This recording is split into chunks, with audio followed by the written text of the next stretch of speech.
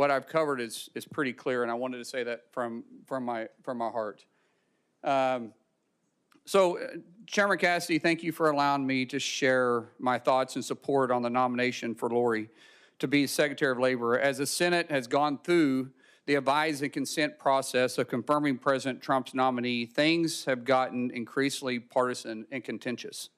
But one thing that both sides of the aisle agree on is supporting working class Americans that power our country's economy.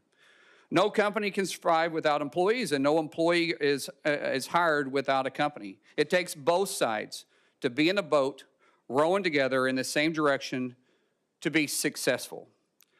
I'm only moderately successful because I've been very fortunate to have employees that was willing to get in the boat with me and row in the same direction.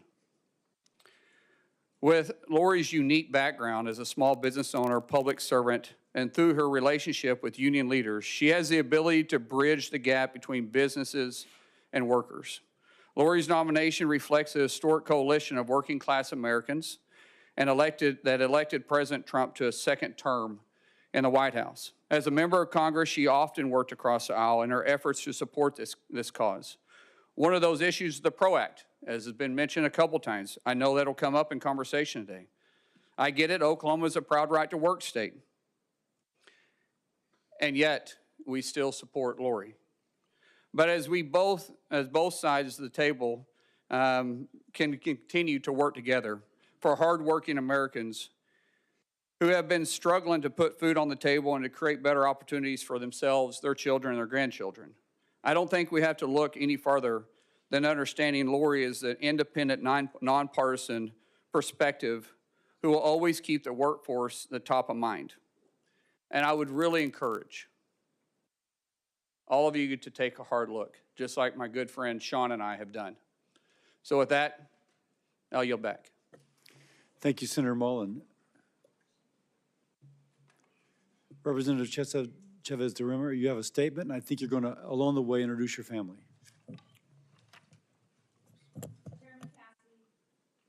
Chairman Cassidy, Ranking Member Sanders, and members of the committee. It is an honor to appear before you as President Trump's nominee to lead the Department of Labor. My discussions with many of you have been insightful and inspiring, reinforcing my commitment to serve our nation's workforce. Under President Trump's bold leadership following his historic November victory, I am uniquely prepared to lead this department with resolve and purpose.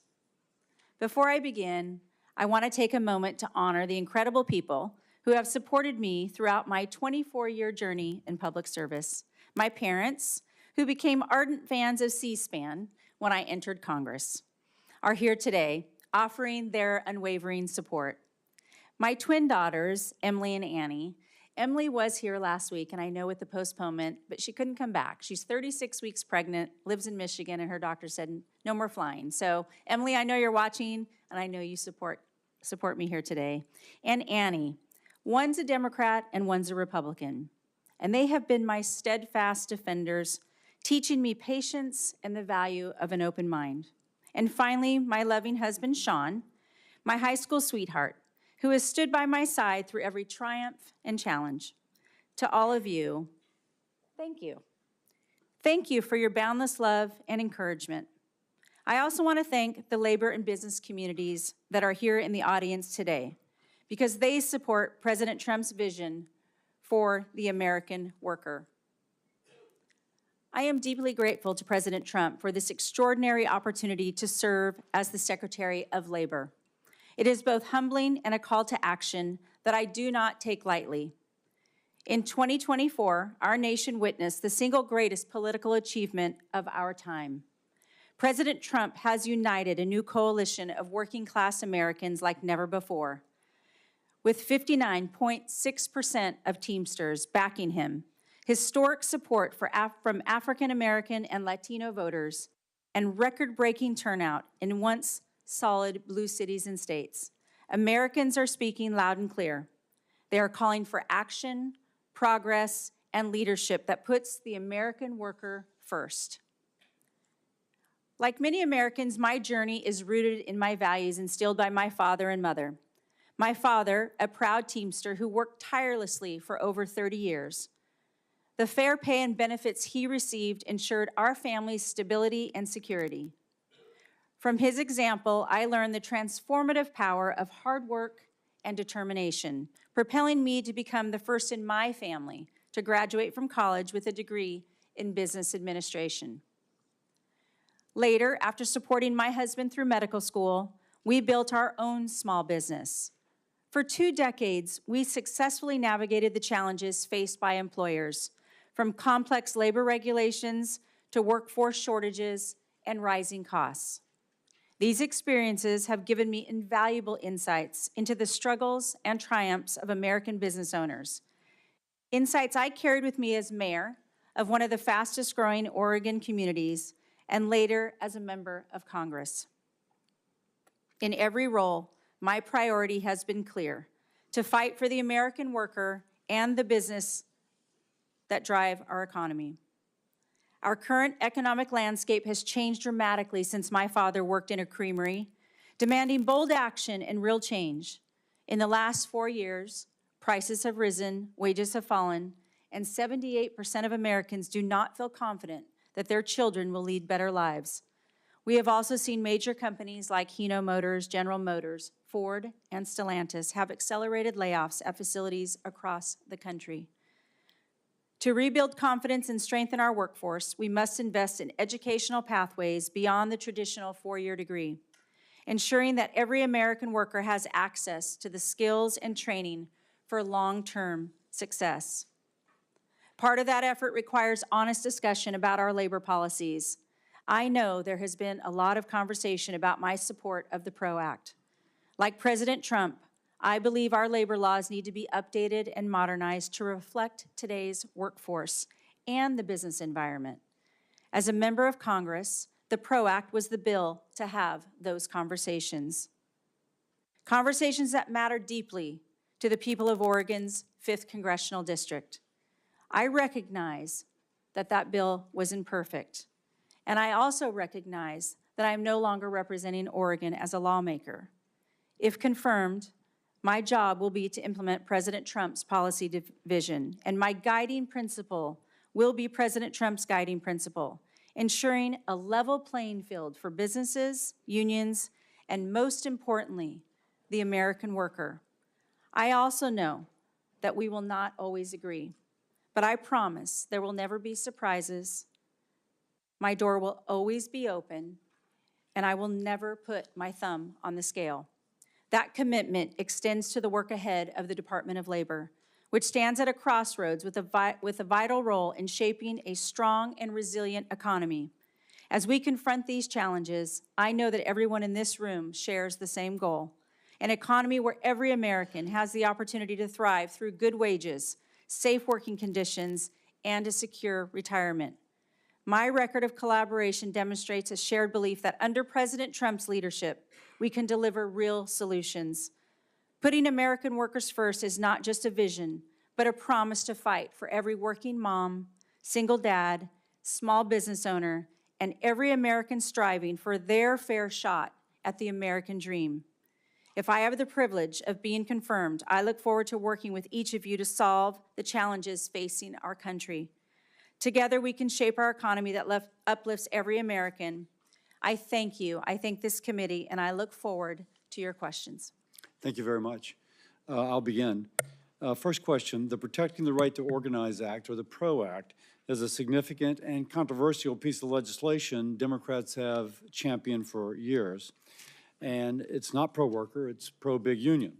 To my mind, being pro-worker means defending the right of all workers, including those who decide they don't want to join a union. Now, you co-sponsored the PRO Act as a member of Congress. Yes or no, do you still support the PRO Act? Thank you, Chairman Cassidy. It was great to visit with you. I know how important this issue is to you, and as it was said today, I recognize that I'm no longer the lawmaker, and I do not believe that the Secretary of Labor should write the laws. It will be up to Congress to write those laws and to work together. What I believe is that the American worker deserves to be paid attention to. That was President Trump and I's conversation in supporting the American worker. how important that is. I will not be that lawmaker anymore, but I was working for Oregon's 5th Congressional District and representing that. I wanted to be at that table. I never want to be left out of a conversation where we can talk about the American worker and how important that is. And I respect the right of the right to work states, and I have said that. The bill was imperfect. I understand that, and I'm no longer the lawmaker. Okay. Now, the PRO Act, just to continue on that, would significantly impact franchisees and small businesses by increasing corporate control of the operations, or at least assuming that there's increased corporate control. This is yet another giveaway to large labor unions. It would make it easier to negotiate, the union to negotiate with large corporations instead of directly with the small business owner who actually employs the worker. So, question, do you believe federal law should prioritize policies that help small businesses thrive rather than imposing new regulatory hurdles which could hinder their success? Senator, it's important for recognizing that the president's goal is to uplift all business owners and uplift all American workers. Understanding the franchise business model is important to the American workforce. I supported the overturning of the NLRB rule on joint employer to support the franchise business model and supported the president in this. And I align that this is important to grow this economy and recognize the flexibility in people choosing where they want to do business. So by that, am I to take that you would commit to reexamining DOL's joint employer guidance to provide small businesses with a clear roadmap on the issue? Yeah, thank you, Senator. Certainly, if confirmed, I'll be looking at all regulations and determining and looking at all of these rules and regulations, and specifically that one.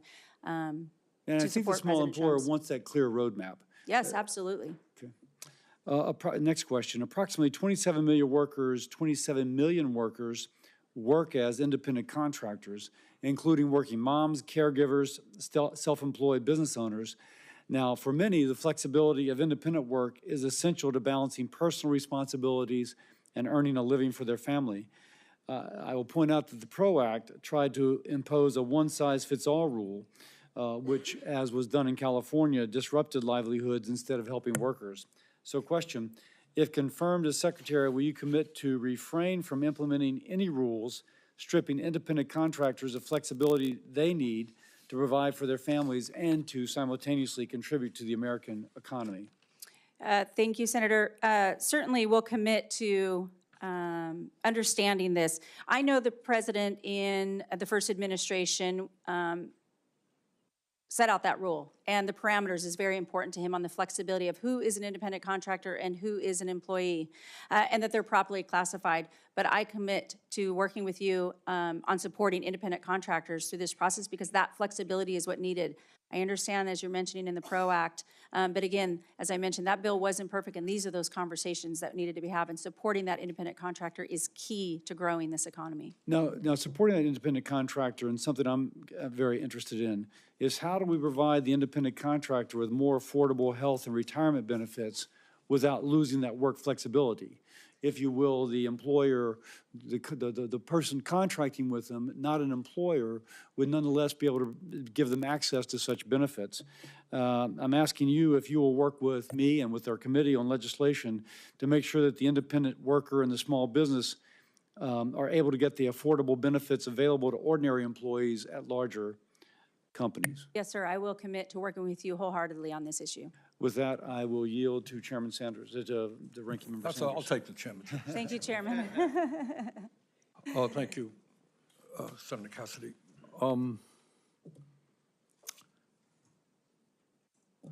You're not the Congresswoman from Oregon anymore, right? No, sir. Okay. You're trying to become Secretary of Labor. Let me back up and say a word about what the PRO Act is. I'm not sure that most Americans know what it is. The reality is that in America today, labor unions have the support of some 70% of the American people. You know why? Because people understand that the big corporations and their bosses have all the power. People understand that CEOs make 300 times more than their workers. And people say, you know what, the only way we're going to get decent wages and benefits is when we organize. Millions of people want to join unions, but they can't join unions. You know why? Because corporations day after day operate in illegal ways. They break the law. They say to somebody, you were late 3 years ago. You're a pro-union, you were late 3 years, you're fired.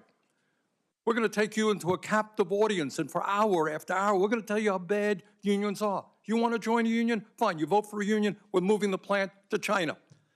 All of that stuff happens to be illegal. All of that stuff happens to be done every single day by corporate America. So, let me go back to the original question. PRO Act is designed to prevent illegal behavior on the part of corporate America, on the part of employers, so that workers can make a free choice. Do you support the PRO Act? Thank you, Ranking Member Sanders, and I appreciate the conversation. I support the American worker. President Trump. Okay, I don't mean to be rude. No, We you're don't not have a lot of rude. time. I I'm understand. gathering that you no longer support the PRO Act, is what I hear. That you support the American worker, that's what everybody here will say.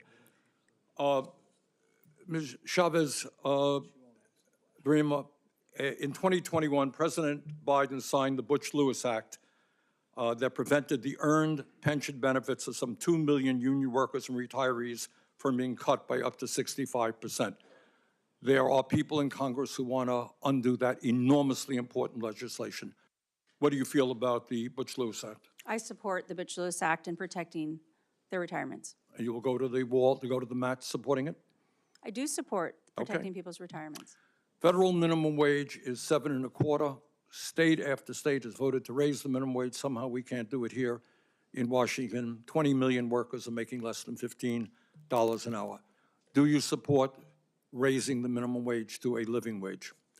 Ranking Member Sanders, you know that that is an issue for Congress to determine and raising the minimum wage. As the Secretary of Labor, I cannot weigh in on that. That's determined by Congress. If they want to negotiate that, I will fully and fairly enforce the law as a Labor Secretary, if you all so choose, and give you whatever data possible to make that decision as members of Congress. Well, I understand that Congress makes the law, but you have an opinion, and you will be the leading advocate for workers if you are confirmed.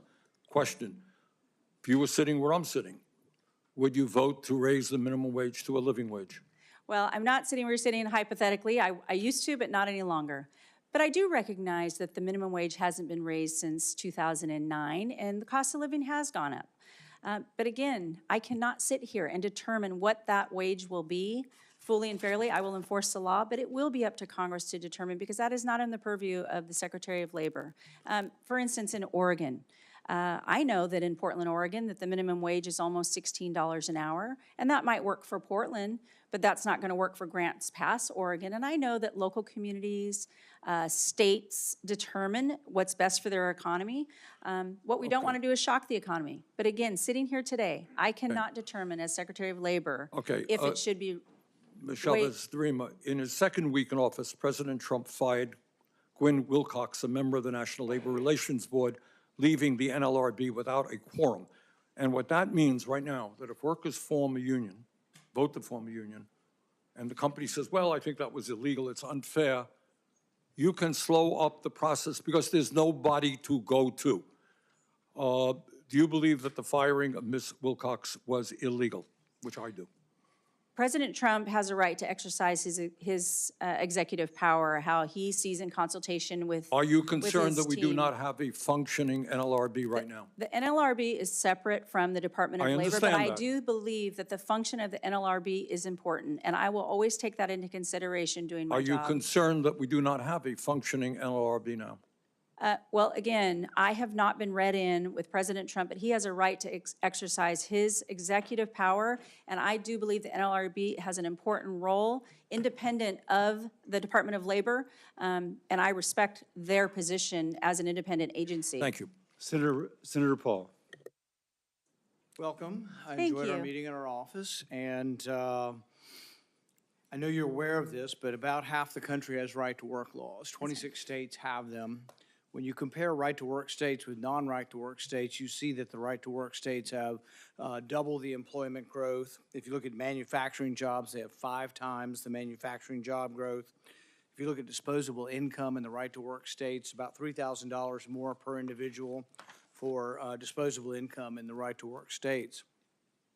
The PRO Act wasn't just about organizing or enabling unions to organize, which they already have the right to do. The PRO Act was about overturning right-to-work laws in 26 states, half of the country.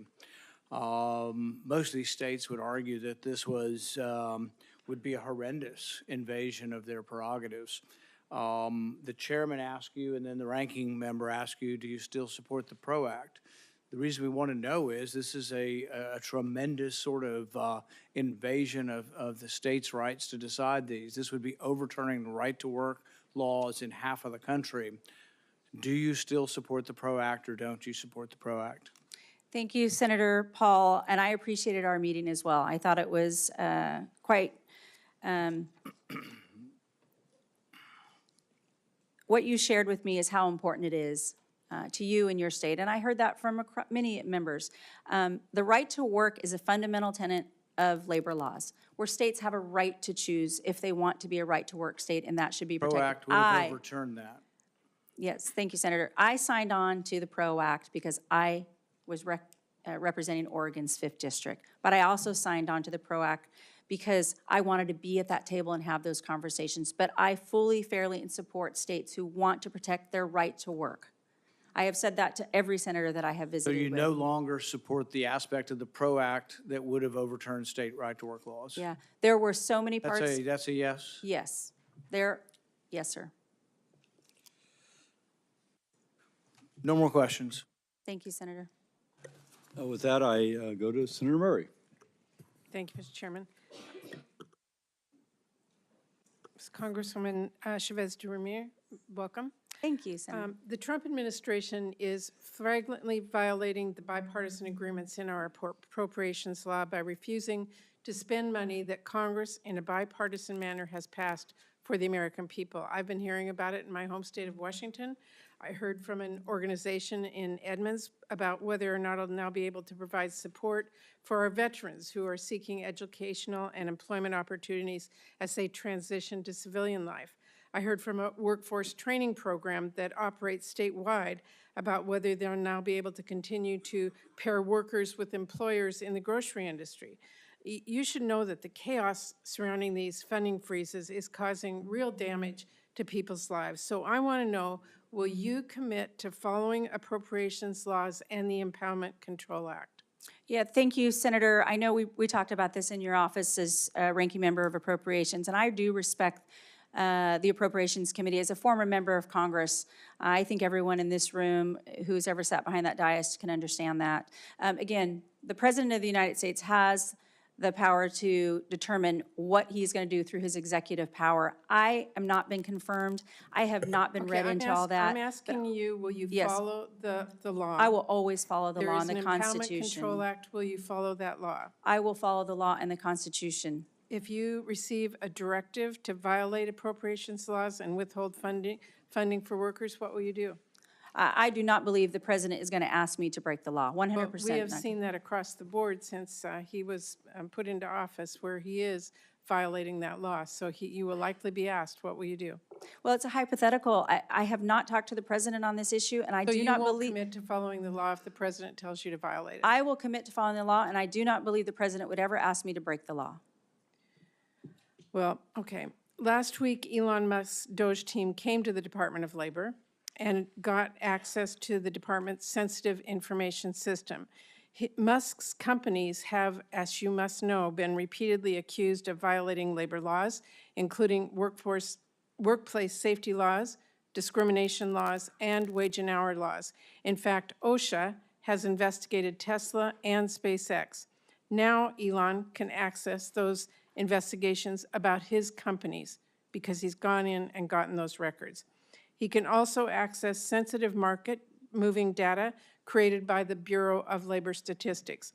That gives him tremendous power to manipulate quarterly jobs numbers and other important economic data, to say nothing of raising potential insider trading concerns. Just to make this abundantly clear, Elon Musk is now in a position to use his unelected role to use confidential government data to advance his own corporate interests while suppressing his competitors. Do you believe it is appropriate for someone with such blatant conflicts of interest to have access to those confidential economic and personal information? Thank you, Senator Murray. If I have the honor of being confirmed by this committee and the full Senate, then I will have the opportunity. I have not stepped foot into the Department of Labor. And I understand. Well, my question to you is, will you protect the private information of people whose records you will be overseeing? Will you allow anyone, a billionaire or anyone else, to come in and access that? Again, because I have not been confirmed. I only see the reports that everybody else has seen. I have not been read into that. If confirmed, I will, if confirmed. You're not answering the question. If confirmed, I will support the Department of Labor. I think it's important to support the Department of Labor, but I have not been. Will you support the private information that you will be overseeing? Will you protect that? I would protect the private information. On this issue, I have not been privy to those conversations with the president. I have seen that, and if confirmed, I commit to you that I will always protect the Department of Labor and those issues. Well, let me ask you about child labor. It's an area that I've been very worried about, the rise of child labor violations. The Wage and Hour Division at the department has actually seen a 31% increase in minors employed in violation of child labor laws since 2019.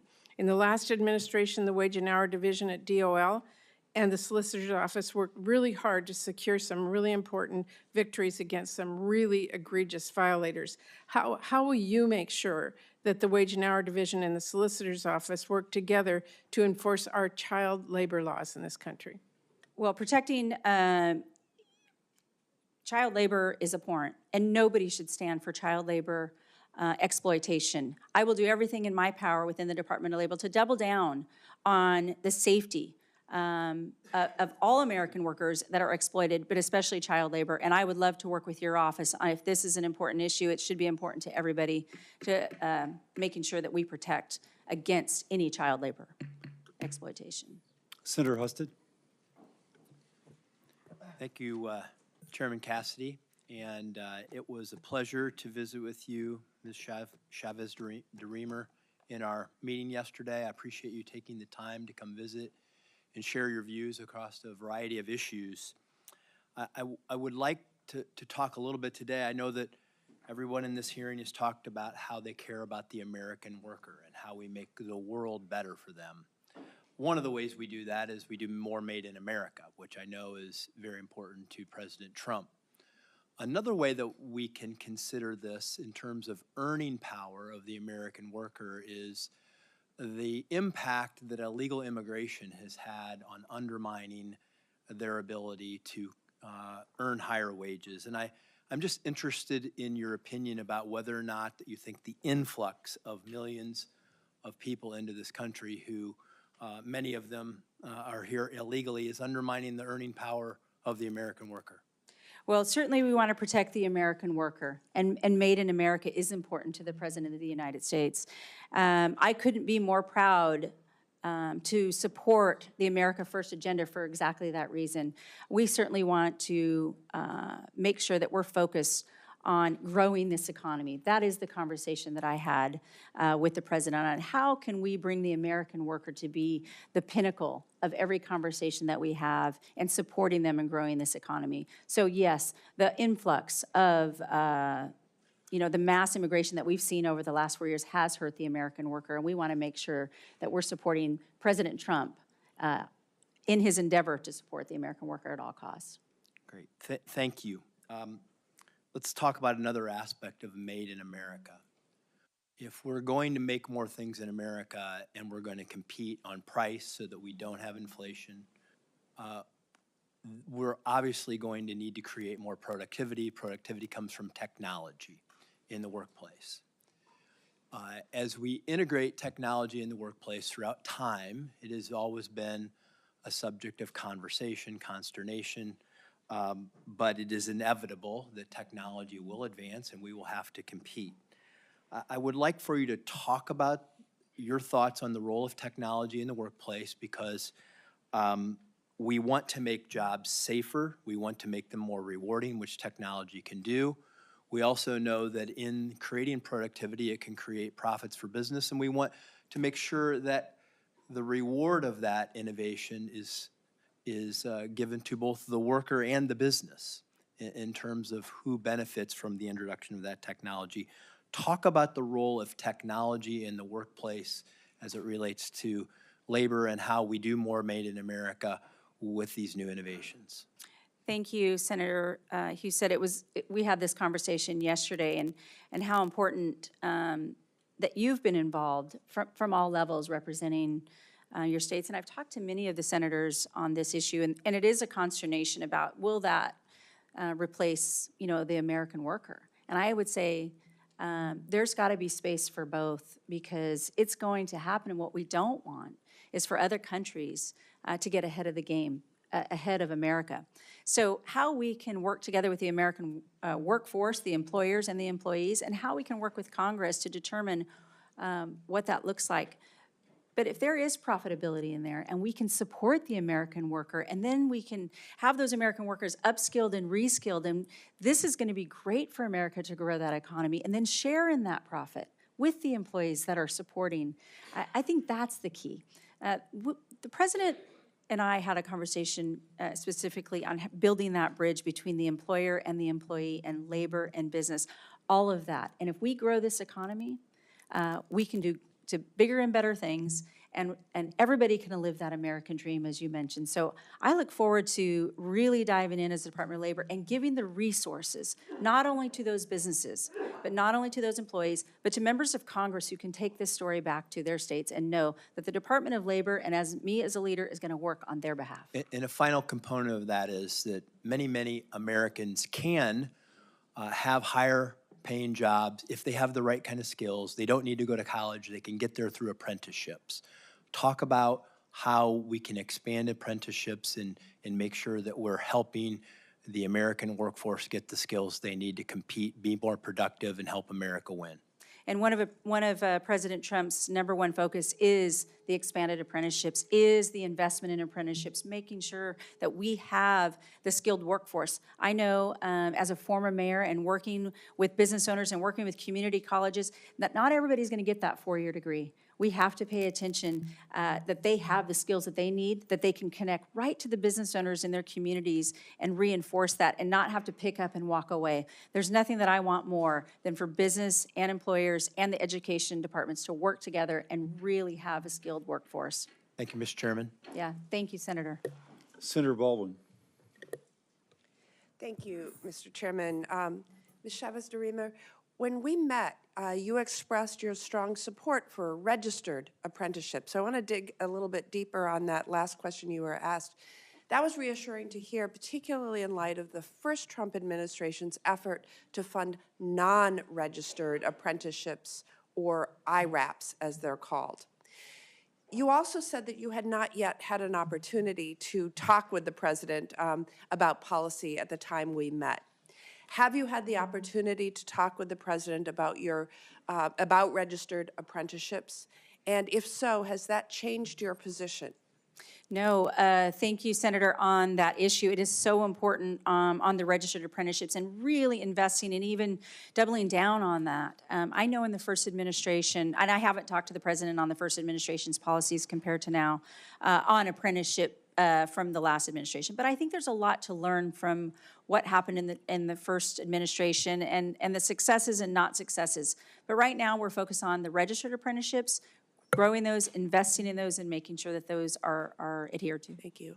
I want to also dig a little bit deeper on appropriated funds. The Labor, Health and Human Services Appropriations Bill includes dedicated funding for apprenticeship programs and specifies that the funding is only available for registered apprenticeships. So I ask this in the context of actions this administration has already taken, including a government-wide funding freeze that has now been halted by the court. As ranking member of the Labor, Health and Human Services Appropriations Subcommittee, I have a particular interest in the department implementing our bill as Congress intends. That is why I was so alarmed to see the National Institutes of Health flaunt the law last week when it proposed a policy that directly conflicts with longstanding appropriations language in the labor HHS bill. The labor HHS bill says that you can't do it, and NIH said it was doing it anyways. My question to you is, will you follow the law that says funding for apprenticeship programs can only be used for registered apprenticeships, yes or no? Yes. More broadly, do you commit to spending funding as Congress appropriates it? Yeah, again, as I mentioned earlier, it was asked, as a former member of Congress, I highly respect the appropriations process and the role of Congress. Thank you. Yes. The nation's nurses face challenging working conditions, and they are too frequently exacerbated by instances of workplace violence. We talked about that in my office. I appreciated that you said that you really take that issue seriously.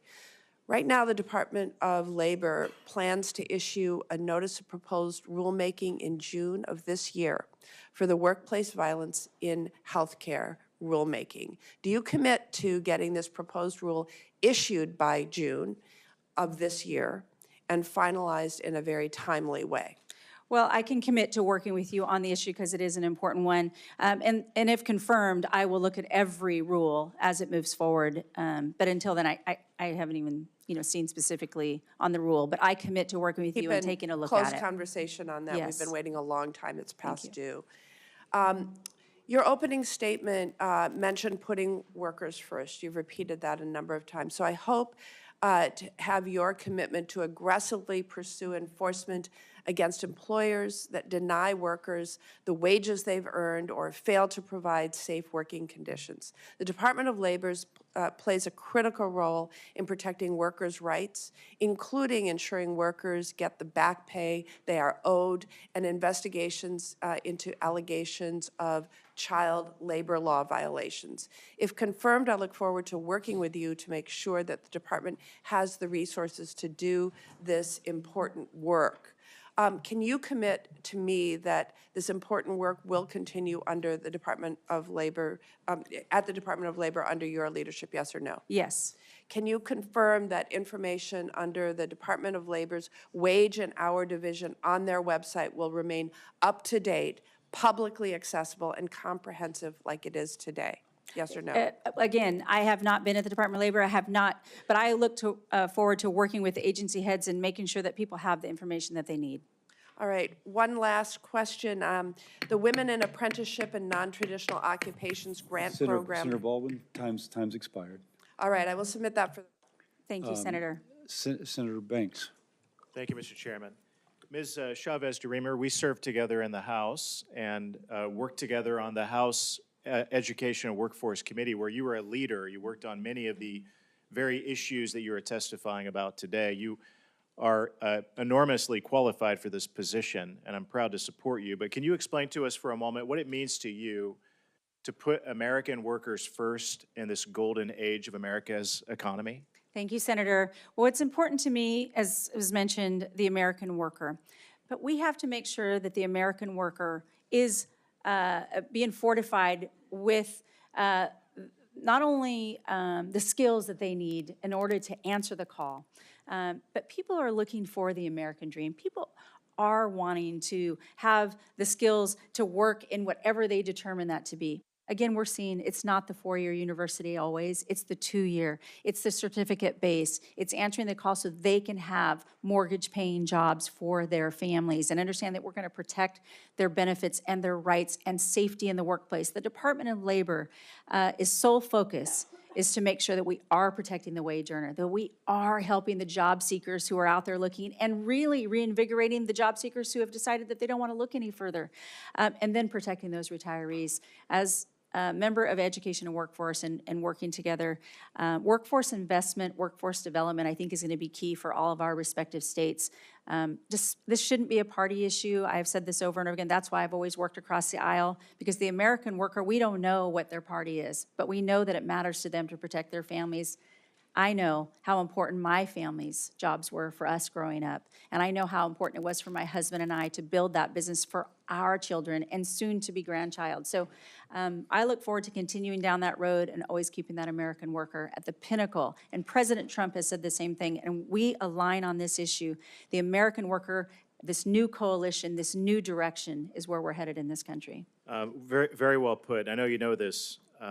Indiana is the top manufacturing state in the country.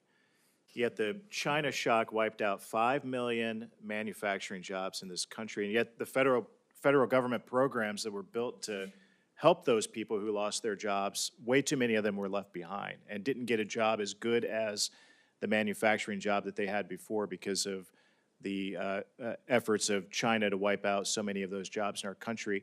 How can we better serve those people? How do we get those people back on their feet and help them find meaningful, good-paying jobs like the one that they had before that was taken away by our biggest enemy, China? That's right. Well, again, it's that workforce investment, that workforce development. Oftentimes, as a former mayor, if we don't go out and talk to the business community, if we don't go out and talk to those employers about what they're seeking and how they can find those jobs, we have to make sure that we are the leaders in this nation and in the world, not China and not any other country. President Trump, the golden age that you mentioned, this has been first and foremost the America First agenda, and workforce development and protecting the American worker and have them the ability to earn those wages and live the American dream is number one in the America First agenda. That, to me, is telling why this coalition, this new direction of bringing labor and business and support is to uplift all Americans, and this is first and foremost on the president's mind. Back in November, when President Biden was still in office, his Labor Department reported a 31% increase over the last 5 years of illegal child labor in America, a direct result of open borders. And I wonder, have you thought about what the Labor Department or President Trump and your leadership can do to save those kids who are in our country being illegally exploited for work in America? Well, I have not had a conversation specific to that topic, but I know how important it is to protect, well, first of all, children who have no fault of their own are being exploited. We never want to exploit our children. Again, as I mentioned, it's abhorrent that we would ever in this country choose to do so. So we will make sure that our workers are safe, we will make sure that our children are safe, and that we will make sure that we are heading in the right direction to protect our businesses and protect our workers and never exploit our children. And we'll double down at the Department of Labor if there's any bad actors doing so. The Labor Department is responsible for combating human trafficking That's and right. forced labor under the Fair Labor Standards Act, and the Biden administration completely ignored these kids that came into that were brought here illegally and being exploited. And I know that's something that you'll take very seriously and work on. I look forward to working with you. Absolutely. Thank you, Senator. I yield back. Senator Murphy. Thank you very much, Mr. Chairman. Thank you very much for your willingness to serve and coming before this committee. I think Senator Murray's questions were really important regarding the security of data and sensitive information at the Department of Labor. And so I just want to drill down and maybe make a finer point here. Elon Musk is right now the subject of several OSHA investigations. Multiple companies are subject of multiple investigations. His rocket company has an injury rate that's about 9 times higher than the industry average. I heard you say that you're going to protect data privacy, but let me just ask once again the very specific question. Will you commit to denying access to Elon Musk or any of his representatives to information about labor violations at OSHA or any other information about labor violation investigations at the Department of Labor? Thank you, Senator, on this same issue, committing to the privacy. Again, I know that for most listening to this, it seems as though when we're trying to answer these questions, but I have not been in these conversations, as I'm not confirmed. I only see what has happened possibly on the news and so forth. The president has the executive power to have his coalition of advisors and determine what's best for the American people. He made a promise to the American people that he was going to do these things and check into what is happening. Other than that, I have not been read in on any of this. And if confirmed, I commit to taking a deeper look and working with your office and any other office on this issue. But at this point, again, This one feels pretty simple, right? I mean, this is an individual who owns companies that have existing investigations. He has a direct interest in getting information about the seriousness of those investigations. He has interest in getting information about investigations against his competitors. It seems like a pretty simple commitment to make, to say, I am not going to give any private company exclusive access to information about open investigations against them or their competitors. I mean, why can't you just make that commitment to us? well, again, the president has the executive power to exercise it as he sees fit. I am not the president of the United States. I work for the president of the United States if confirmed, and I will serve at the pleasure of the president on this issue.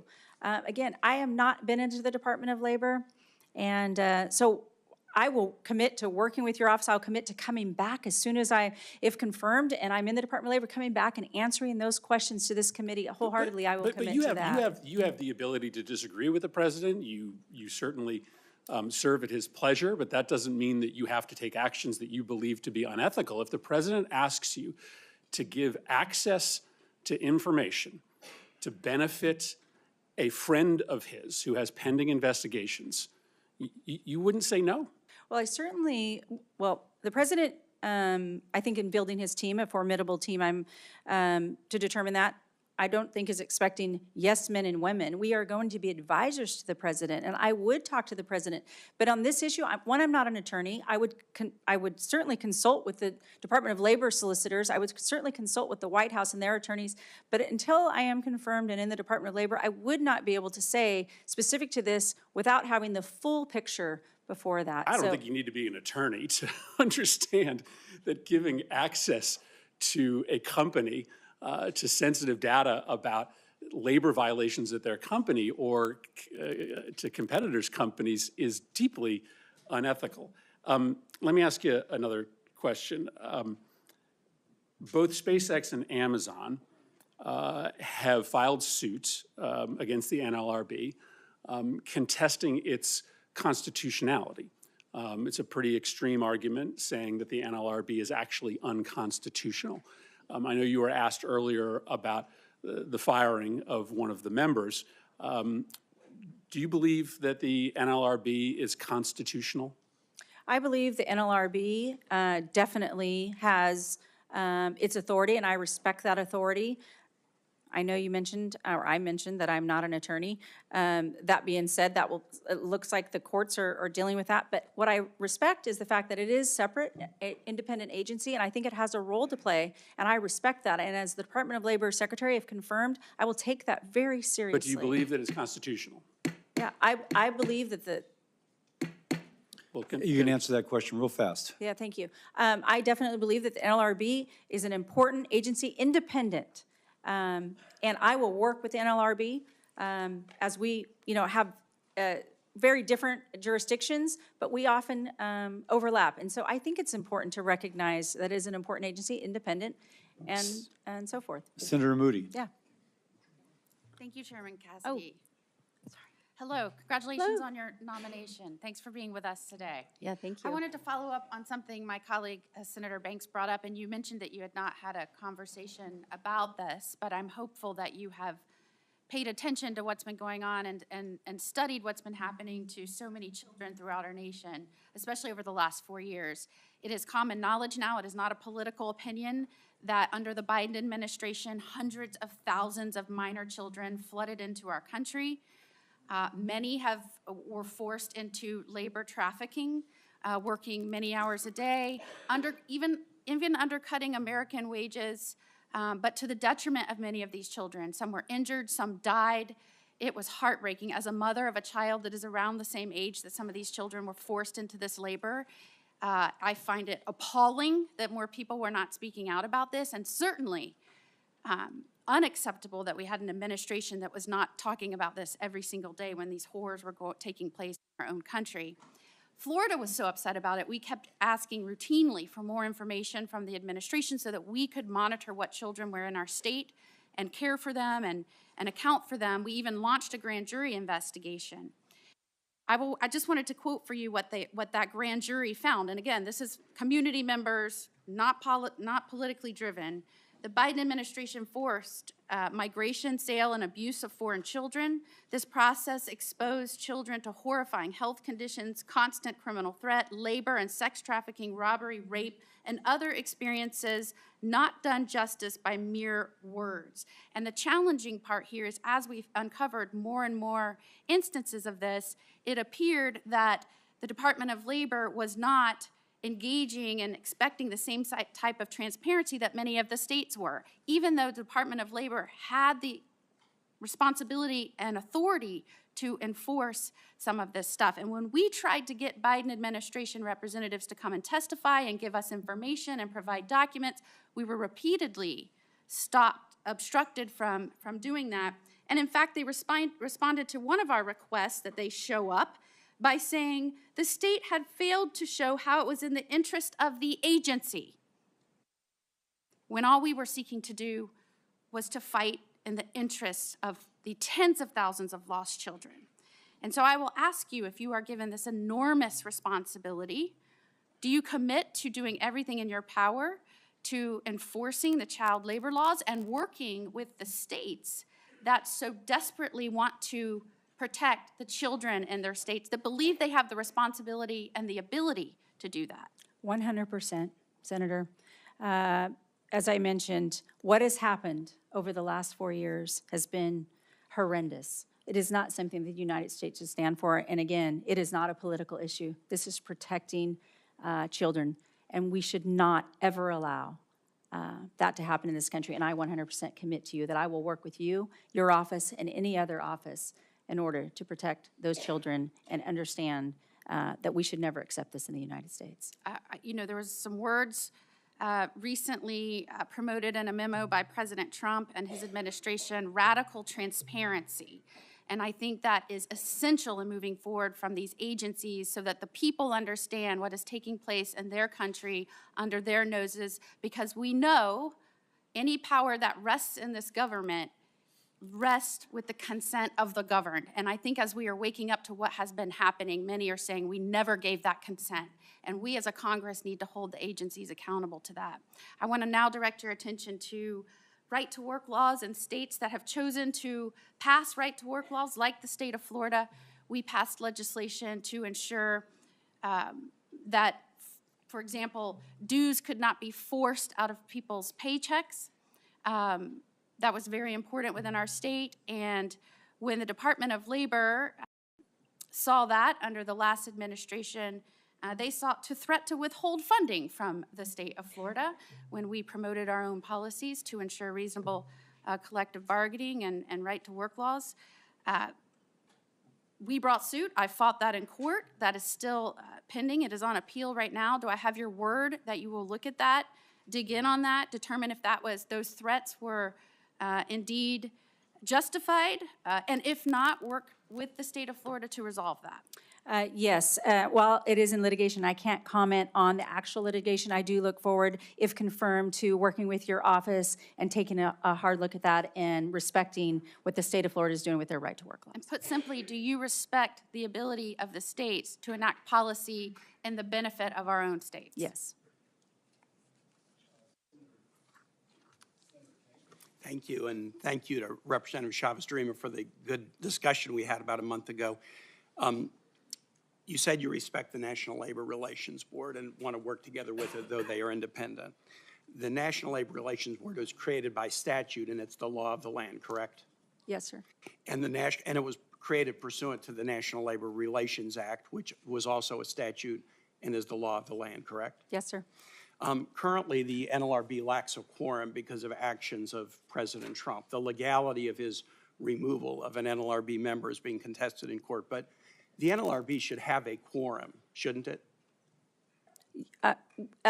Well, in order to do business, I suppose, yes. No, They have to have a but so quorum. that your opinion is a president of either party or a Congress of either party should assure that the National Labor Relations Board has a quorum, correct?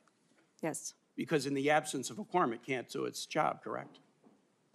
That would be on its face, yes. The Equal Employment Opportunity Commission, do you believe in the notion that workers should have equal opportunities?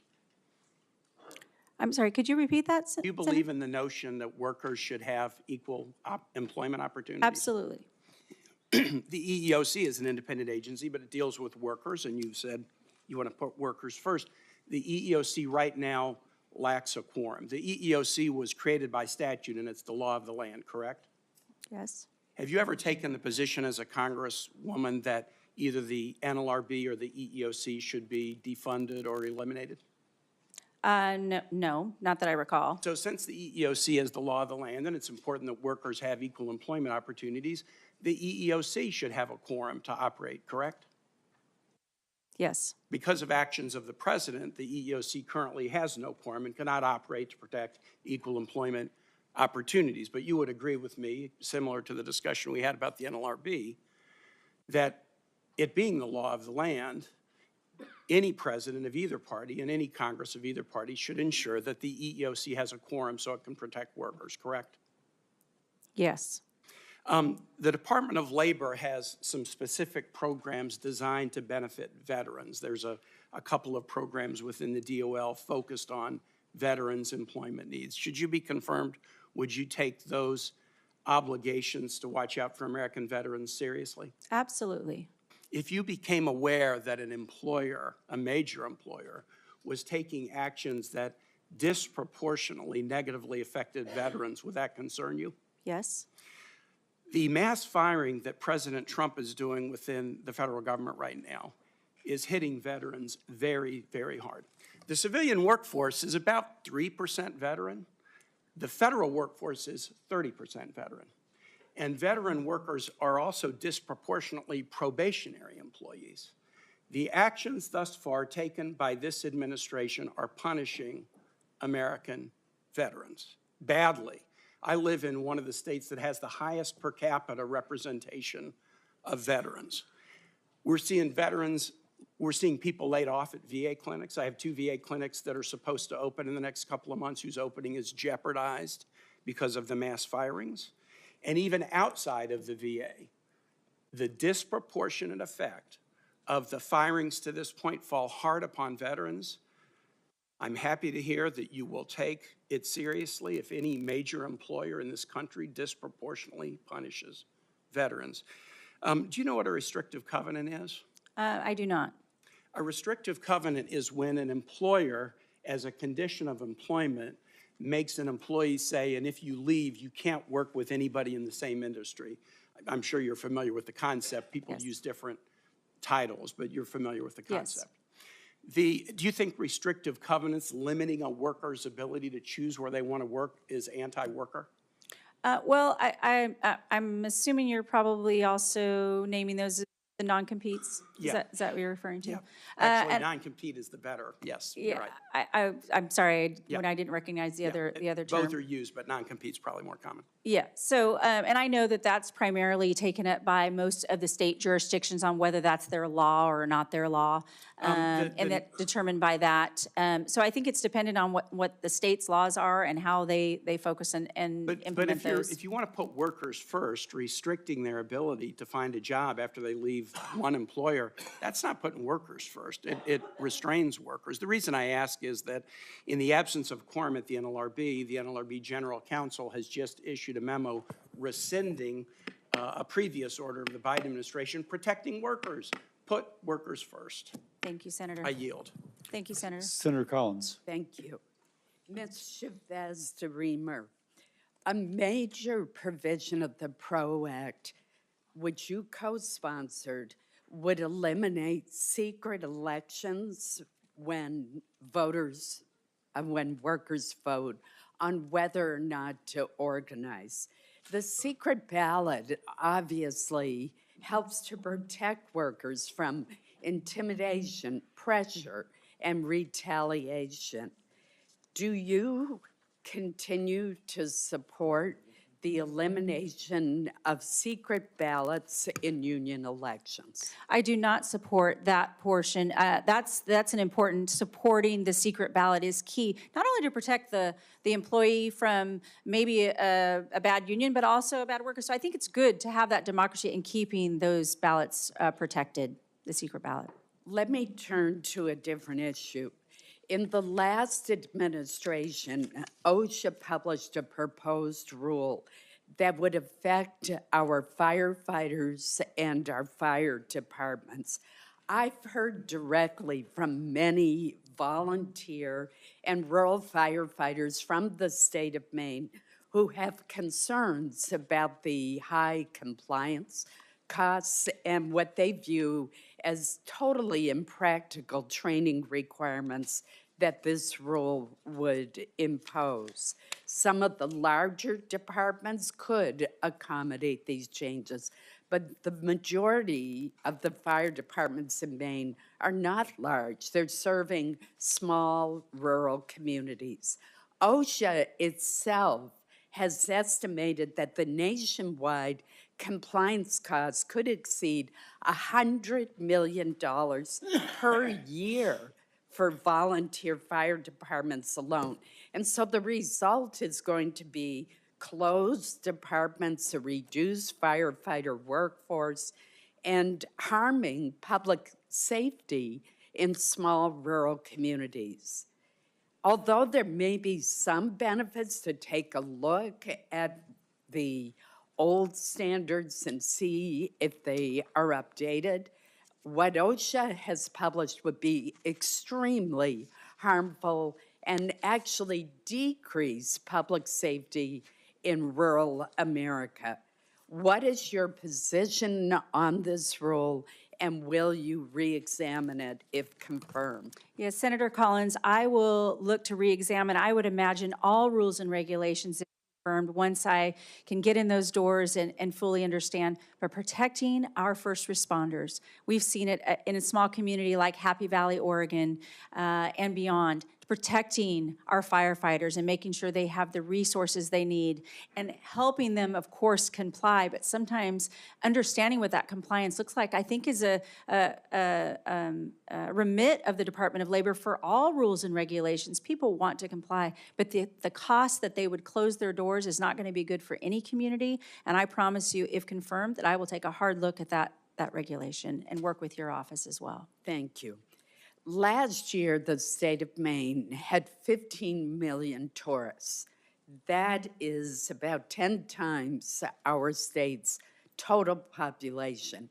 So it's not surprising that those who are in the hospitality industry, despite every effort, cannot come up with a sufficient number of employees to serve the flood of tourists, which we are very happy to welcome to the great state of Maine.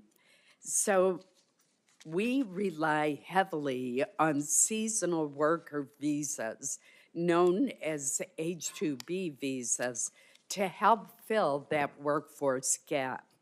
Can you commit to making available the maximum amount of H-2B visas that Congress authorizes? There's some discretion on what the number will be, but Congress gives the administration the authority to go to the maximum level.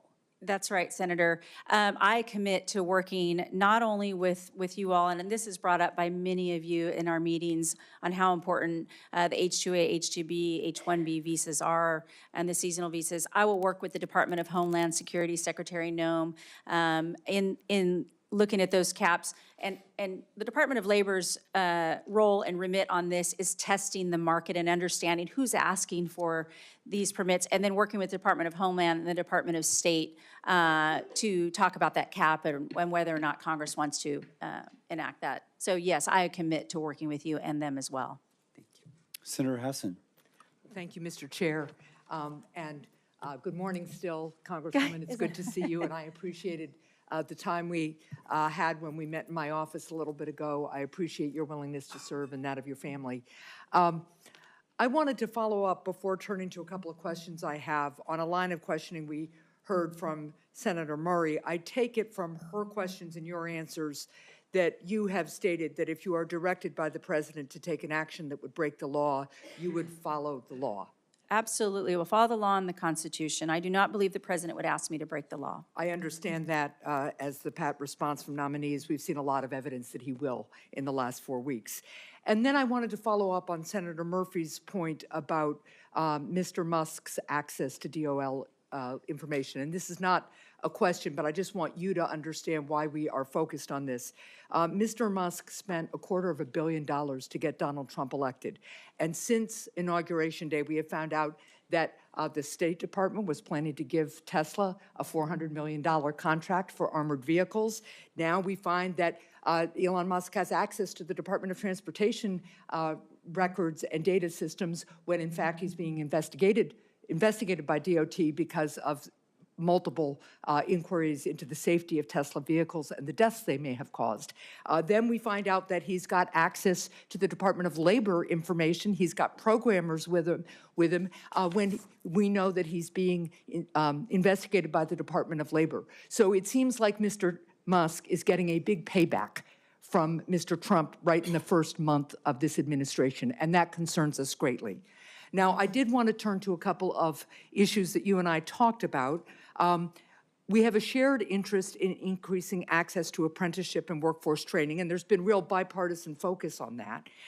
If confirmed, will you expand these programs, and how will you prioritize rural communities in this effort? Because getting apprenticeship programs in rural communities to fit the actual economy and workforce needs in those rural communities is a pretty unique thing, and I'd just like your thoughts on that. Well, thank you, Senator, and I enjoyed our conversation as well. Again, a lot of this information that and experience comes from being a former mayor. Yeah. And then having the experience as a member of Congress as well to understand how the laws are made. But in the rural areas, oftentimes forgotten. It's a forgotten parts of a lot of our states. One of the things we talked about is the hubs, and I think I talked about that with Senator Hickenlooper as well. And knowing that there are programs that are going to skill the workforce in those rural communities.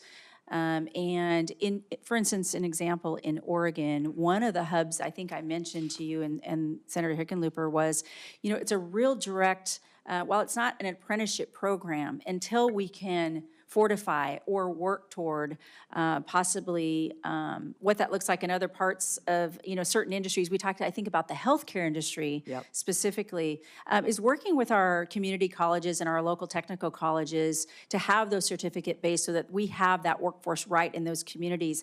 And when we take that information from our businesses and we kind of back into degrees for our students in order to do that. But I look forward to working on a bipartisan level to really fortify those apprenticeship programs so that we can have that skilled workforce. Well, I would look forward to working in a bipartisan way on that. One of the things we could do is to pass the bipartisan bicameral reauthorization of the Workforce Innovation and Opportunity Act that we agreed to last Congress. So that's an important way we could move forward.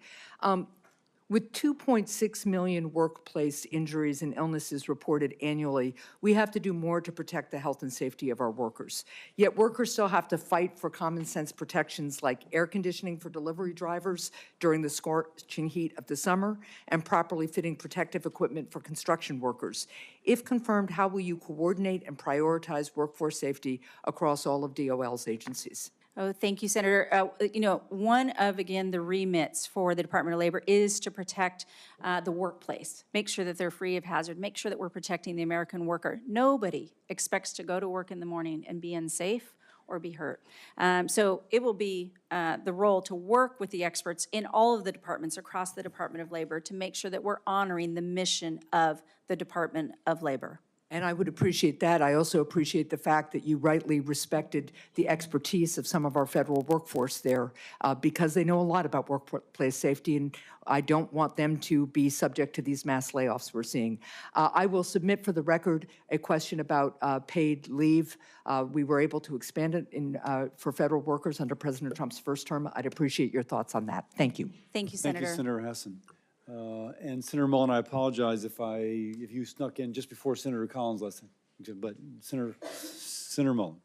Give me time to get my head in place. Thank you, Chairman. And I just kind of want to point out some interesting things that's going on.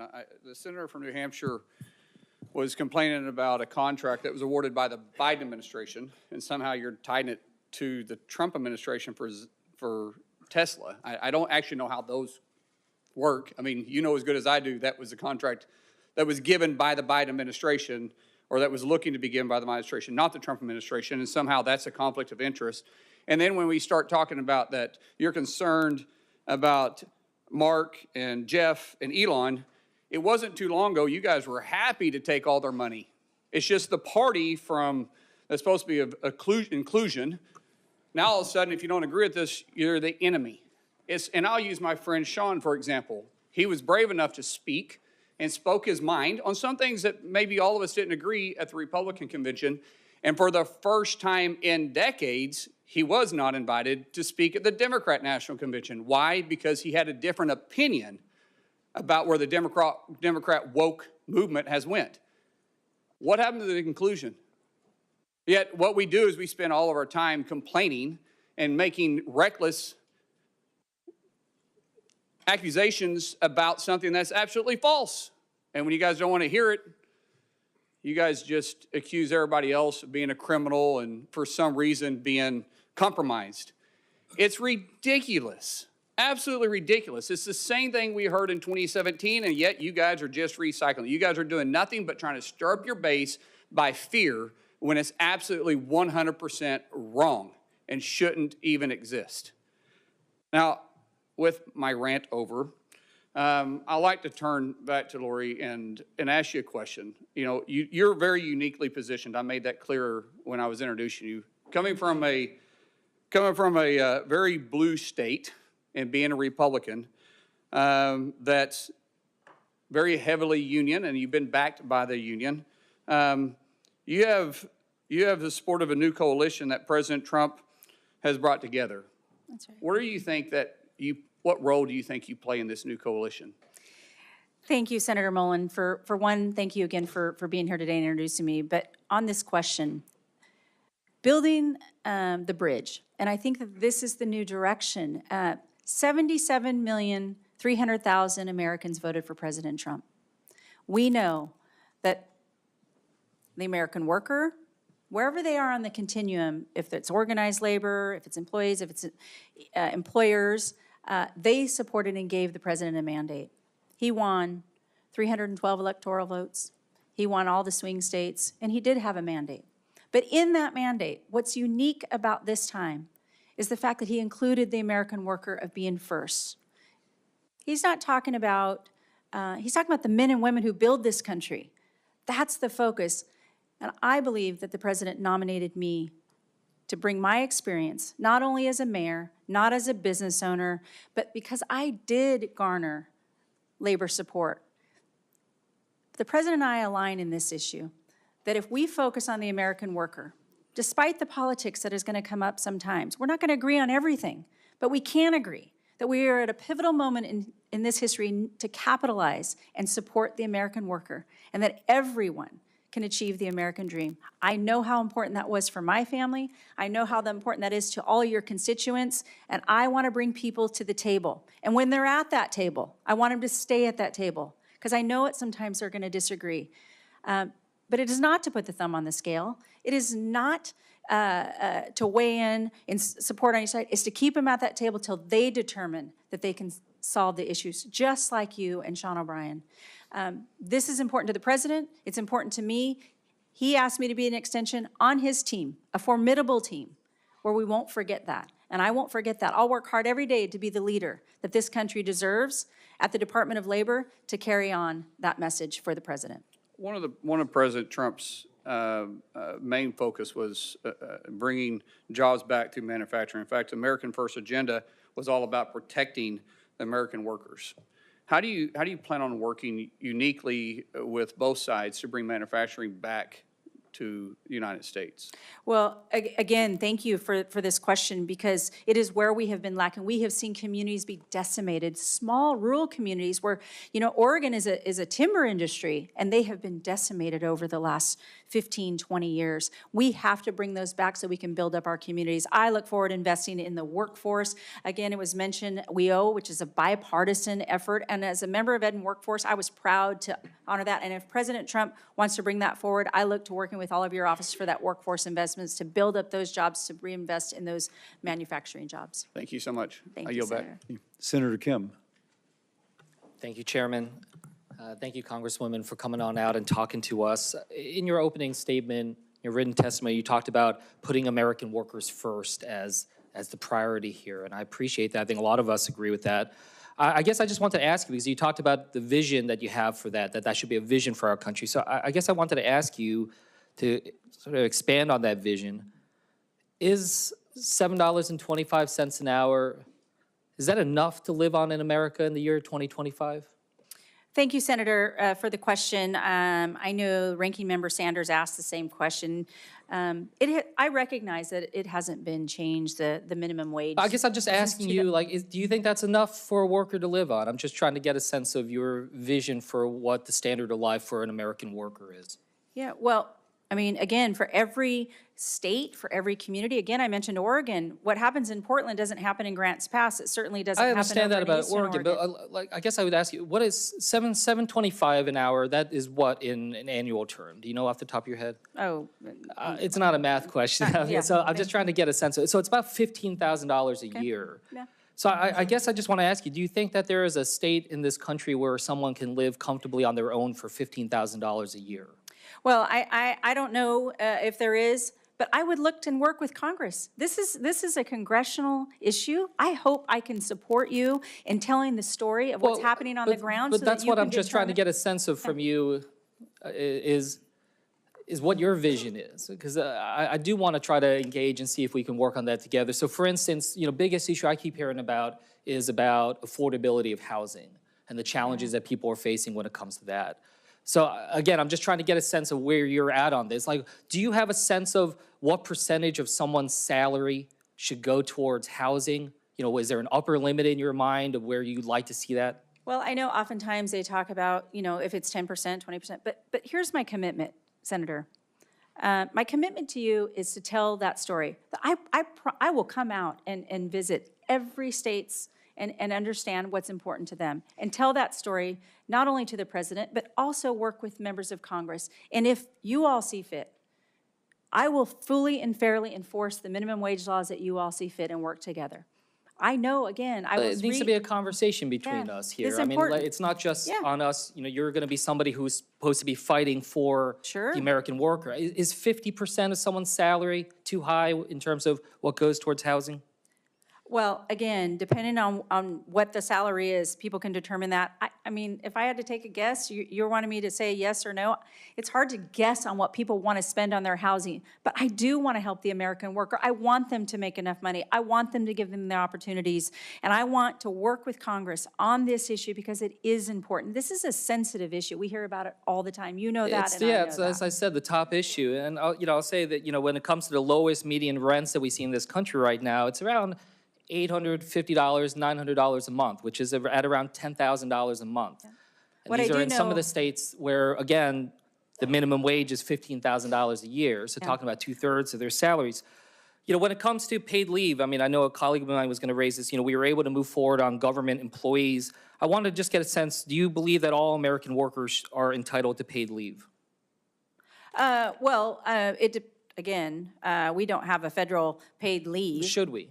Well, that again, I know as a Department I'm just trying to get a sense of your vision. I get it. You're not a lawmaker anymore, but I'm just trying to get a sense of what you're going to be fighting for. What's your vision for the American worker? Well, my vision for the American worker is to achieve the American dream. I understand that, but is part of the American dream paid leave for all workers?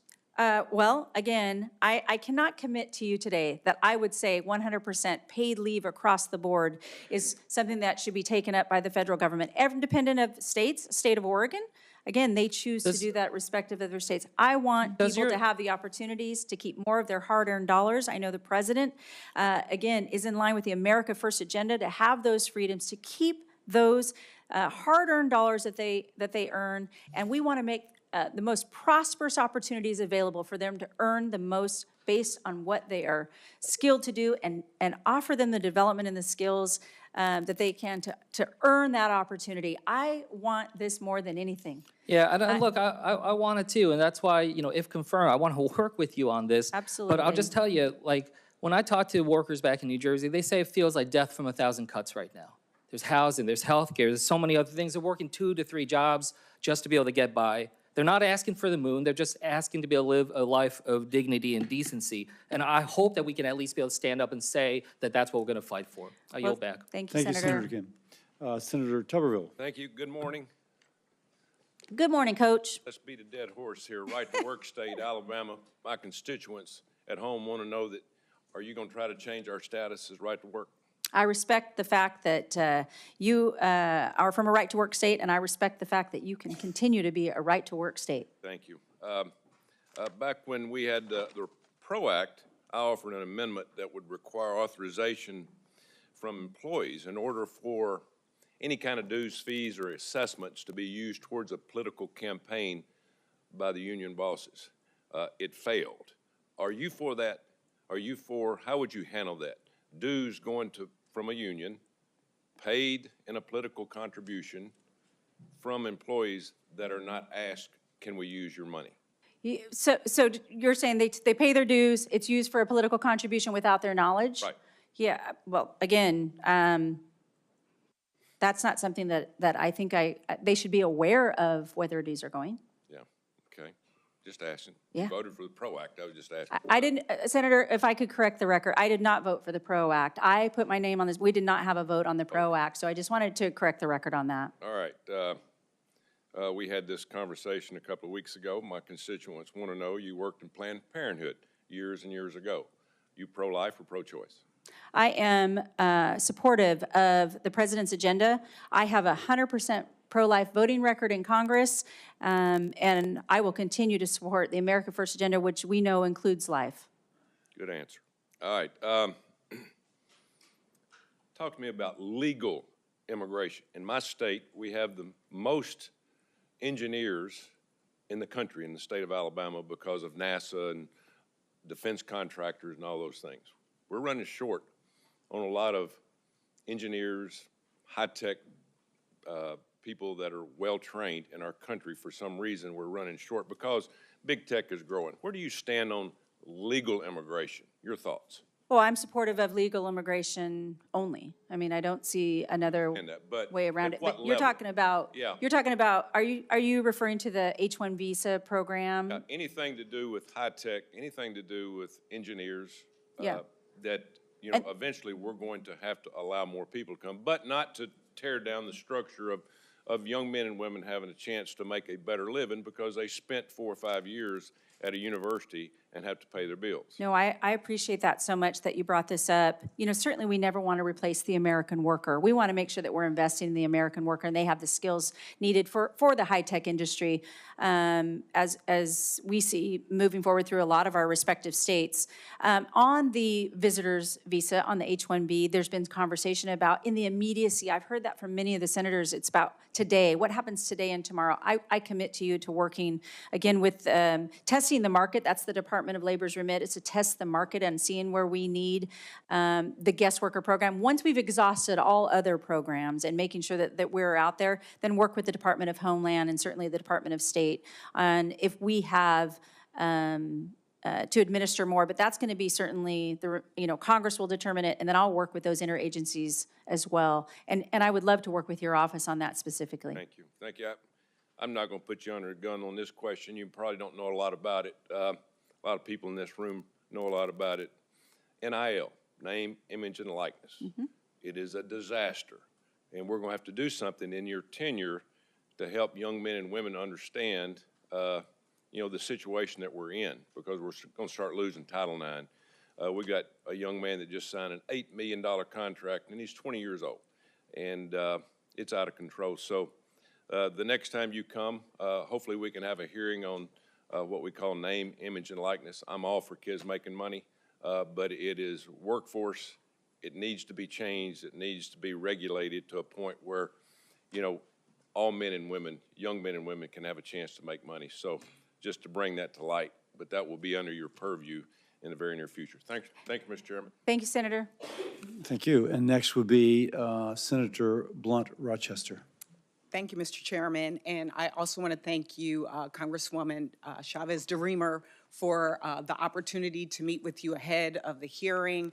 I really felt we had a robust conversation about the workforce and how we move forward as a country, and the fact that working people deserve respect, protection, and fair treatment.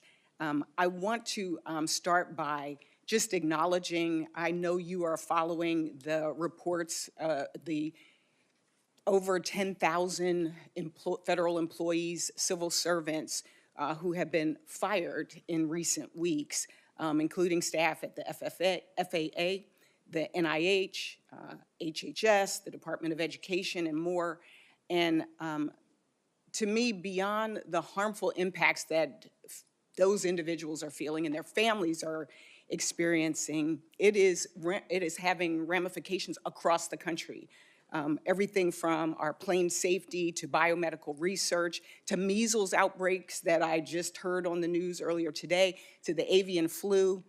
All of this, while the cost of eggs are not going down, people are feeling the impact. I'm also concerned, I shared with you, I had the opportunity to serve in Delaware as Secretary of Labor, and so labor is so important to me, but also State Personnel Director. And just from a workforce planning perspective, a lot of this doesn't even make sense. To get rid of some employees that are protecting our national security, our nuclear safety, all of these things, and our health just doesn't make sense. And then there's going to be the ripple effects of where do these folks who are now unemployed get the resources they need to live and survive? How do they deal with the trauma? There will be ripple impacts. And what you said is you want to help the American worker. And I hope that you will consider these individuals as also American workers. My questions, I wanted to talk a little bit about what we discussed in terms of the future of work, which has been one of my top priorities in preparing folks for the jobs of today, but also the jobs of tomorrow. And in Delaware, we have a robust biotech ecosystem involving workforce-focused partners like the Delaware Bioscience Association and the National Institute for Innovation and Manufacturing Biopharmaceuticals at the University of Delaware, also known as NIMBLE. We also have with our students the Delaware Pathways and vocational technical high schools in Delaware, and 2 labor unions. So far, we know we need more workers to grow our economy. Do you have a plan to prepare workers for careers in emerging industries like biotech and AI?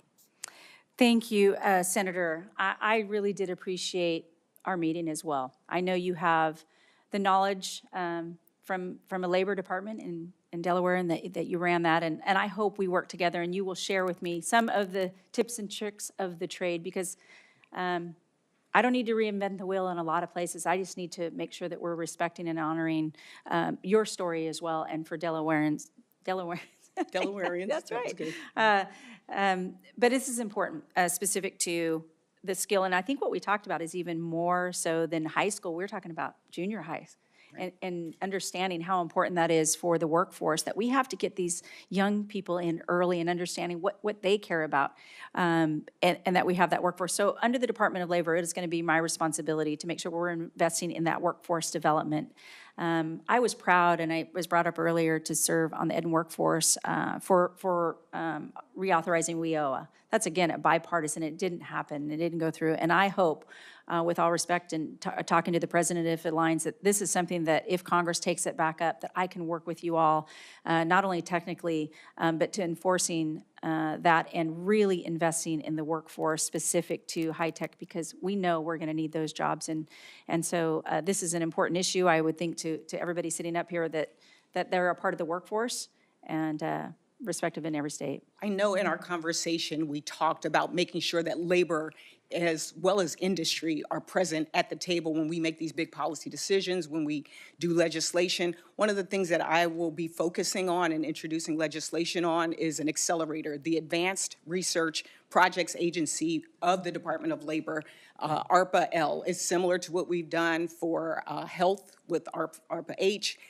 with defense for DARPA, which gave us groundbreaking technologies like the internet and Siri. And so hope to work with you on these as well. And again, let's make sure that we focus on all workers. That includes those folks that are being fired, laid off, and in a lot of trauma. Thank you, and I yield back. Thank you, Senator. Thank you, Senator. Senator Murkowski. Thank you, Mr. Chairman, and welcome to the committee. I enjoyed our conversation. We had a chance to talk a little bit about the Alaska workforce. I'm looking at an article that just came out, and it cites to the Alaska State Department of Labor and Workforce Development, looking at labor statistics, or workforce statistics back in 23. We don't have 24's numbers yet. But right now, non-resident workers in our state make up 23.5% of the workforce. That's a lot. It means we get folks that come to us from other states. When you have 82% of your communities that are not connected by road, you can't move as a worker from one village to another village unless you're willing to pay several $100s for each leg of your airplane ticket to get you to another community for work. So we rely on out-of-state workers. In the oil and gas industry, 37.4% of the workers were non-residents. In the mining industry, non-residents accounted for 41.6%. In the seafood processing sector, which is significant, it's one of our largest employment and economic drivers in the state, producing more than $5 billion in economic activity. So this is big for us. But what is even bigger is in 2023, 82.8% of the workers were non-resident. We process our seafood in small coastal communities that, if they have a population at all, it's maybe 500 people that are there. You cannot run a seafood processing industry when you don't have the workers. And so back to the comment that was made earlier about H-2Bs, this is significant for us. Senator Collins asked about your commitment to issue supplemental visas in a timely manner, but also to the maximum extent allowable. You do have that discretion. You've indicated that you're going to work to that. I'm going to ask you to look specifically to the seafood processing sector. Of all the sectors that are out there, and my friend from Virginia knows full well, seafood is more truly seasonal than so many other sectors. But right now, we're competing, if you will, for these H-2Bs with other sectors like landscapers. Last I checked, you can do landscaping 365 days practically in most parts of the country. The seafood sector in Alaska, you're looking at an industry during the summer, at least when it comes to salmon, where it is literally an 8 to 10 week season. We are the poster child for seasonal workers. I need to know that you will not only support the H-2B visa program, but commit to working with me on legislation to exempt seafood processors from the H-2B visa caps. This is something that we've been trying to work for years. Basically, we've been stalled out by big labor that is so concerned that we're not offering these jobs to people across the country. You can't get an H-2B visa until you have demonstrated that all the efforts that you have made to seek U.S. workers and that none are coming to you. So we had the conversation in my office. It's important to state it here publicly how significant it is. And I need your assurance that you're going to work with us and work with your partners within Homeland Security as well on this critical issue for us. Yes, ma'am. I will commit to working with you specifically on this issue. Thank you. I appreciate that. A lot of conversation about apprenticeships, so I'm not going to revisit that, although I did just come from a meeting with the head of the Alaska Military Youth Academy, who was talking about the benefits of going from that exceptional program to hand in glove with the Alaska Works training program, so that these young people can see the benefits right then, right there. Maybe I want to be a welder, maybe I want to be a carpenter, but you take them hand in hand. Last thing I'm going to raise is something in a conversation just yesterday with the head of the building trades. We're talking about childcare. We're talking about childcare because we can talk about a workforce, but if people can't get to the workforce because they can't afford childcare, so I would hope that you're going to prioritize families in the workplace and support incentives for on-site childcare. Yes, ma'am. Thank you. Thank you, Mr. Chairman. Thank you, Senator. Senator Markey. Thank you, Mr. Chairman. Welcome. Since his inauguration, President Trump has waged war on public servants, especially federal workers and their unions. The president violated union contracts, including by firing tens of thousands of federal workers, used his fork-in-the-road proposal to strong-arm federal workers into resigning and waving away their legal rights and illegally attempting to nullify union contracts ratified in December of 2024 and January of 2025. As Secretary of Labor, will you abide by the terms of collective bargaining agreements between the Department of Labor and federal agency staff unions? Thank you, Senator. It was nice to visit with you. I know it's been a few weeks since we had that meeting, so I appreciate you being here today. Certainly, the Department of Labor is outside of the NLRB. Where collective bargaining is committed and happening, independent of the Department of Labor. So I will, work with your office in determining exactly what it is that you're specifically asking, but outside of the Department of Labor is to protect the American worker. And then, of course, as we overlap, because the Department of Labor expands a little bit more than collective bargaining and unfair labor practices under the NLRB. But will you advise President Trump and Elon Musk that they must reverse all decisions that violated the contracts that were negotiated between the unions and their agency employer? Well, certainly my role, if confirmed, is to advise the president on a full picture, and I will be candid on what that full picture looks like and then work with the White House. And if it aligns with the president's America First agenda, I will be that advisor to him, yes. Right. Well, I mean, obviously, collective bargaining is not part of his agenda, and that's where the Department of Labor historically has intervened to make sure that those protections are put in place. In 2023, during a House Committee on Education and Workforce markup, you said you can't have a strong union without the presence of the NLRB. On January 27th, President Trump illegally fired NLRB board member Gwen Wilcox in direct violation of the National Labor Relations Act. The NLRB now lacks a quorum and cannot enforce laws meant to protect working people from union busting and other illegal behavior by companies. And last night, President Trump signed an executive order stating the previously independent NLRB must now report to him. And the overall effect of this full-on assault is that President Trump has left workers unprotected with no way to exercise their labor rights. So as Secretary of Labor, you will be the president's top advisor on labor issues. If President Trump called you today and asked if he should reinstate Gwen Wilcox, how would you advise him?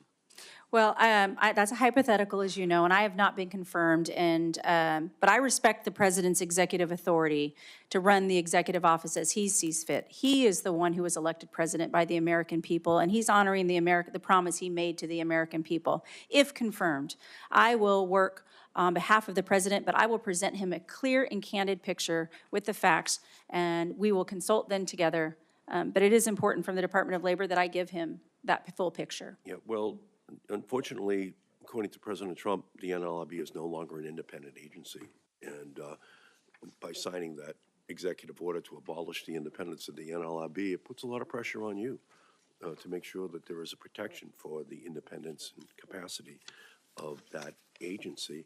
And I appreciate your record of engaging with unions, but workers are under threat at their workplace and in their homes. Greedy corporate executives chip away at their rights, lay them off, got their retirement, all while driving up prices. And the president is letting the richest man on the planet cut public school funding, threatening our children's education and jobs of the largest sector of union workers in the country.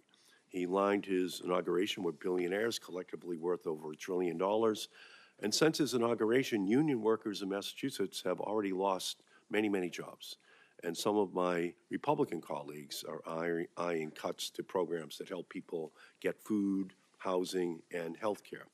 So if you're confirmed, and I'm assuming that you will be, I commit to working in support of all workers, and I hope you will work with me to stand up to President Trump when he takes actions that harm American workers. I think it's very important that the Department of Labor and you be the voice for those workers. Thank you, Mr. Chairman. Thank you, Senator. Thank you, Senator Markey, and now Senator Hawley. Thank you, Mr. Chairman. Congresswoman Chavez-DeRemer, welcome. It's Thank great you. to see you here. I enjoyed our conversation. It's been, gosh, now a month or more ago, but it's great to see you here. Thanks, You've Senator. taken questions, obviously, from both sides, and I know you've taken a little heat from both sides. You've handled it beautifully. Let me just get a few things straight. For my Republican colleagues, let me just clarify. You are President Trump's choice to lead the Department of Labor. Have I got that right?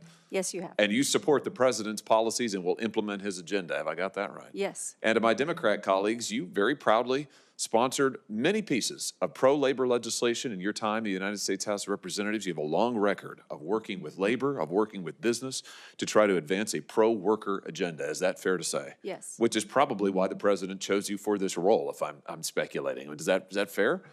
I think your seems record reasonable. is really outstanding. Let me ask you about one issue that hasn't gotten a whole lot of airtime today, but I think is so important. That's the significance of immigration when it comes to the American worker. I've got a chart here that I want to show you. This is the Department of Labor's own data on jobs following the pandemic and in the last administration, in the Biden administration. If you look here in the red, those are foreign-born workers. If you look at the blue, those are American-born workers. And as you can see, the data that you can see it, the graphic itself tells the story.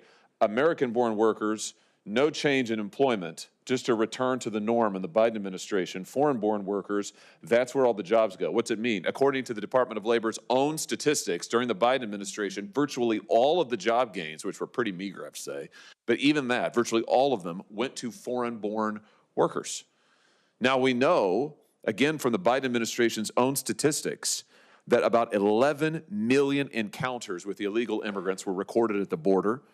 During 1 month alone, the Biden administration allowed 370,000 illegal immigrants to cross the border. Many of these people got work permits and started working, competing with American workers and legal residents, many of them union members. And of course, illegal immigrants, not union members, companies don't pay them the same wages. They don't offer them the same protections. Speak to the danger of out-of-control illegal immigration when it comes to wages and benefits for American workers. Thank you, Senator.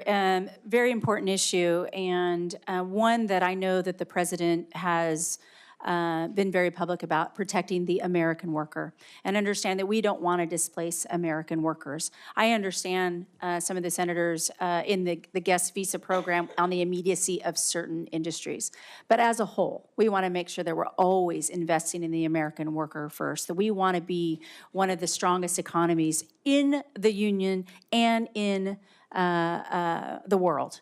So we can be on a level to compete with our, maybe our foreign adversaries when we're talking about China. But what's important to the president and important to me and how we align is making sure that we're putting the American worker first and that they have the opportunities to earn and be at those jobs as they see fit. And the Department of Labor to support them in that investment in that those industries. Is it fair to say that a tough border policy that cracks down on illegal immigration, that stops the flow of mass illegal immigration across our border, stops the work permits being given to illegal immigrants, this is pro-worker.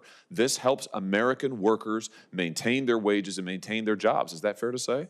Let me ask you about some of the children who came across the border, were trafficked across the border in the last administration. 520,000 of them, to be precise, unaccompanied children trafficked across the border. Hundreds of thousands of them lost and now being exploited by companies like Tyson's Food, for example. Let me just give you an example of bad corporate behavior. Tyson's Food has closed down 2 major plants in my state, the state of Missouri, just in the last year and a half. They have canceled contracts with farmers. They have put thousands of workers in my state out of business, and yet we know from the investigations done by the New York Times and others that they have huge numbers of illegal child labor in their supply chains. In their factories, they are putting children who are trafficked here to work. So they're firing American workers, but they are exploiting child workers. Will you go after companies like Tyson's and anyone else who would violate our labor laws and exploit children while they are firing American workers? Yes, it's an important remit under the Department of Labor, as you know, to protect and not exploit all workers, but certainly child labor should not be accepted by anybody in America. And the Department of Labor has the enforcement capability to double down if they knowingly are breaking the law and exploiting children in their factories. I think we've got to make the penalties even tougher. Senator Booker and I have bipartisan legislation to do that. And again, it is pro-worker to say we're going to protect Americans who are working legally, and we're not going to allow children to be exploited in this country, or people trafficked into this country to be exploited for the purpose of profits by these mega corporations. Thank you, Senator. Thank you, Senator Hawley. Senator Also Brooks. Thank you. Good morning, Mrs. Chavez-DeRemer. And I want to, first of all, congratulate you and your family on your nomination. And to begin by saying Maryland, the workers that we're talking about today, Maryland has the highest per capita share of federal workers in the country. So the people that we're talking about are my constituents, by and large, and they are reeling from this administration's mass firings. Now, when we had our conversation last week, and I know that it was reinforced today, you assured me that you would abide by the law, that even if encouraged to break the law, you said that you commit to following the law. Is that still the case? Yes. Now, do you believe that a collective bargaining agreement is enforceable under the law? Yes. And if I can ask you, are you aware of the statute which recognizes the right of federal employees to engage in collective bargaining? I don't know the statute number, so. It's Title VII of the Civil Service Reform Act, but what I can tell you is that statute, are you aware of that statute or any statute that limits the binding nature of a collective bargaining agreement based on when it was signed? I'm not an attorney, as you know, and so I would like to. But you would be in charge of enforcing the law. So if it is the law, yes, that there is no statute that limits the binding nature of a collective bargaining agreement, then you would enforce that collective bargaining agreement. I will fully and fairly enforce the law if. Now, I want to tell you that President Trump has canceled what he has called as lame duck collective bargaining agreements. And I want to ask you whether what statute there is that you believe would give the president the authority to cancel or void approved union contracts certified during a lame duck. I'm not familiar, and I cannot weigh in on any specific statute that you're asking me about. But again, if it is the case, and it is, that there is no statute that allows you to set aside a collective bargaining agreement, there is no time limit, would you enforce that collective bargaining agreement pursuant to the law? Again, Senator, being not familiar specifically, I would certainly want to, discuss this with the solicitors at the Department of Labor if confirmed, just to make sure that I am on the same page without committing to exactly. But once it's confirmed for you that it's the law, you have committed that you will enforce the law. I'm committed to always fully and fairly enforce the law, and I will work with the solicitors of the Department of Labor to make sure before I weigh in specifically on this specific that you're talking about. Okay, let me ask you another question. Now, President Trump made some, I would call it troubling and shameful comments after the devastating fatal plane crash that occurred here in Washington, D.C. I'm sure you're aware of that plane crash. Yes, ma'am. And he blamed, at the time, while the bodies were still in the water, many of them were children, he took that moment to blame the incident on Federal Aviation Administration hiring people with intellectual and mental health disabilities. Again, while the recovery efforts were going, do you agree with the president's comments? Senator, I cannot comment on what the president says or does not say. I support the president in this agenda that he is moving forward with. No, And so the for question me is not to- his agenda. I Do you agree understand. that with the comment that hiring people with intellectual and mental health disabilities was the reason, do you agree with the comment that that was the cause? I have not had a conversation with the president on this, and I cannot weigh in and speak to that any further. Okay, want to make you aware that the same hiring language that appeared on the Federal Aviation Administration's website under President Biden are also there during President Trump's first administration as well. So nothing has changed in terms of the hiring practices. But should workers with disabilities be allowed to work Absolutely. at FAA? Okay. Now, in an email that was sent out across the government through OPM, it classified, it used language that, quote, said that their goal was to move from their lower productivity jobs in the public sector to higher productivity jobs in the private sector. Do you agree that public sector jobs are low productivity jobs? Again, I mean,